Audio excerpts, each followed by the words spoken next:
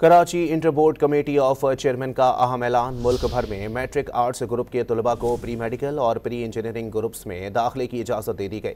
मजीद जानते हैं don news के नुमाइंदे सैयद वसीम से। वसीम, मजीद बताइएगा।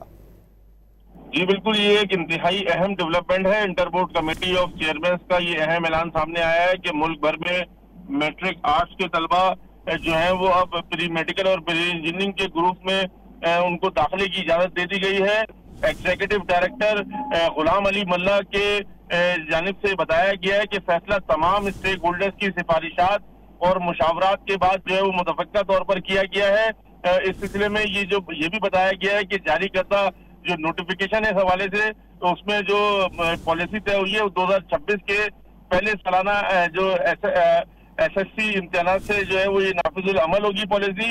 और नोटिफिकेशन में ये भी कहा गया है कि दाखिला देने वाले इदारे मेरिट के तकाजे पूरे करने के लिए कम से कम नंबरों की हद, मेरिट के जो थ्रेश होल्ड है और जो एहलियत है प्लेसमेंट टेस्ट की, वो तमाम चीजें जो है वो इस इंतजाम का एहतमाम करें। जी बहुत शुक्रिया वसीम।